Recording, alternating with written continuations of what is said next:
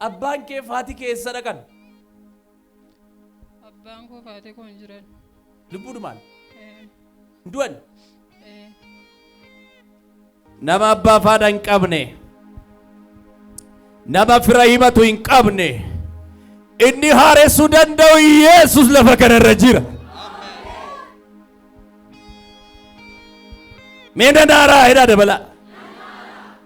Jedhaa dabala. Waan jireenya keetti gada guuggate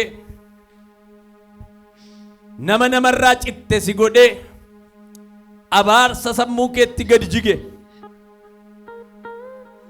hiriyaa kee maatii kee fira keerraa si kute waan qullaa si dhaabachiise Waaqayyo galgala kana geengoo gidiraa si xumursiisa. Amiin.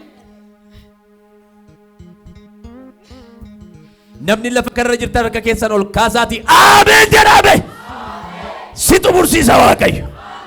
Waan xumurattu qabda galgala kana. Harka keessan ol qabaati nanaaraa jedhame. Jedha wayifan jedhe. Sister gaa'ila qabda? Hin qabu. Cidhumayyuu. Galgala kana maqaa gooftaa Yesuusin qaqaa rakkinaa sirraa urgufeera. Amiin. Sirraa urgufeera. Amiin. Sirraa urgufeera. Amiin. Sirraa urgufeera. Amiin. Sirraa urgufeera. Amiin. Musliimni eenyu ture? Anumadha. Suma ture.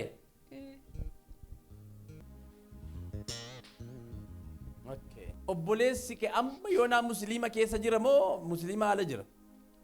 Giddu gidduudha. Giddu gidduu achuma jechuudha. Inuma amantii ta'a malee amantii hin qabu.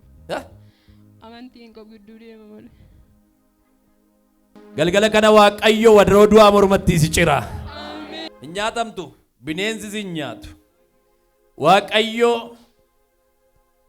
isa jireenya kee qorqu isa namummaa kee qorqu ergaa hamaa si biraa deebisa. Amiin. Ela hafuura tamaamiin kan sirratti hojjetu sa'aatii kanaa jalqabee hin caba sirraa. Amiin. Hin caba. Amiin. Hin caba. Amiin. Hollachiisee hurgufee lafaan dha'a. Harka kee gara Waaqatti ol qabi. Yes. Yes. Tokko lama hafuura hamaa nana nan balleessa nan ajjeesa kan jettu ciao.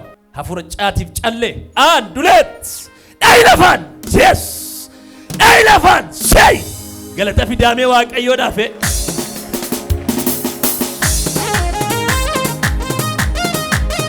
Harka keessa ol kaasaa. Harka keessa ol isa karaa malee si nyaachuu dhufu Waaqayyo sirraa hin danda'e. Ol ka'iiti ani hin nyaatamu ani hin nyaatamu jedhi dabaliiti. Iyyi ba'e hafuura nana hafuura caatiif callee bara ishee jireenya ishee qabdee kan jirtu namummaa ishee qabdee kan jirtu hin ajjeeftu hin ajjeeftu miilla ishee qabdee kan jirtu namummaa ishee qabdee kan jirtu daf tokko hafuura maaliiti? Maal gochaa turte jireenya ishee? Nan joorsa.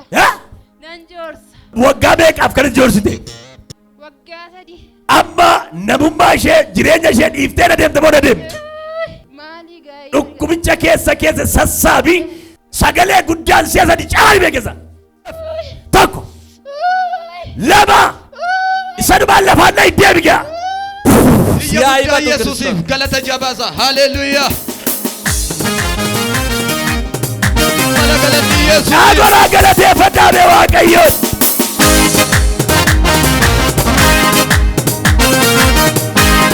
Saata gabaadhaaf gatamaaf akeeka qaba Waaqayyoo. Akeeka qaba gooftichi akeeka qaba.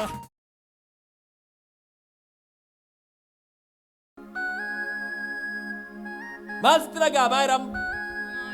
Dhukkubbiin si ga'aa badee? Dhugaadhaa kun? Stimee galateeffadhaa mee akka kottume. Nagaan siif haa ta'u. Tamaan maal keeti? Obboleessa koo. Yaa! Obboleessa koo. Iyya guddaa Yesuusiif. Haleluuyaa.